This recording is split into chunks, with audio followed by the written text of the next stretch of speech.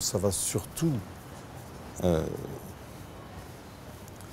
bouleverser la vie des gens concernés pendant plusieurs mois encore. Et l'idée dans cette affaire, c'est d'être le plus attentif à leurs besoins. Ils ne sont évidemment responsables de rien et ce qui leur arrive est évidemment exorbitant. On ne peut pas s'attendre à Monaco qu'on puisse un jour décider que l'eau n'est plus potable et déclarer donc un avis de non-potabilité d'eau et organiser des distributions de packs d'eau depuis maintenant une dizaine de jours pour les appartements des jardins d'Apolline. Trouver des solutions, voici la priorité du gouvernement princier. De nouvelles mesures seront mises en place dans les 2 prochaines semaines au jardin d'Apolline. Des filtres seront installés rapidement. Ces derniers élimineront ainsi l'ensemble des bactéries et métaux en suspension. Dans les appartements, les nourrices et les gaines seront changées pour éviter que la corrosion se poursuive. Un système de potabilité des eaux viendra ensuite compléter le dispositif afin de stabiliser la situation. Une assignation en référé est en cours.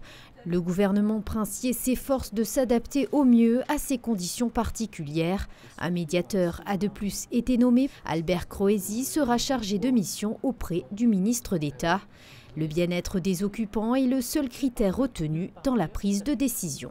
Les mesures, dans un premier temps, pour les mois de juin, juillet et août, sont des mesures, j'allais dire, de bon sens au vu des troubles de jouissance que les locataires rencontrent aujourd'hui.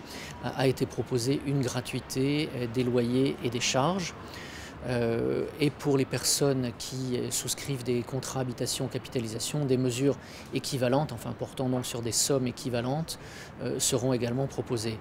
Le ministre avait évoqué, et c'est ce sur quoi nous nous sommes mis d'accord au niveau du gouvernement à ce jour, qu'à partir du mois de septembre, une prise en charge à hauteur de 50% des loyers et des charges s'applique, puisque d'ici là, nous anticipons qu'un certain nombre de troubles, notamment liés aux recommandations de non-potabilité de l'eau ou de non-utilisation de l'eau à d'autres fins, et bien que ces mesures ne soient plus nécessaires, qu'elles aient été traitées par les services compétents au niveau de la direction des travaux publics, au niveau de l'administration des domaines, et que dans une certaine mesure, l'urgence soit derrière nous.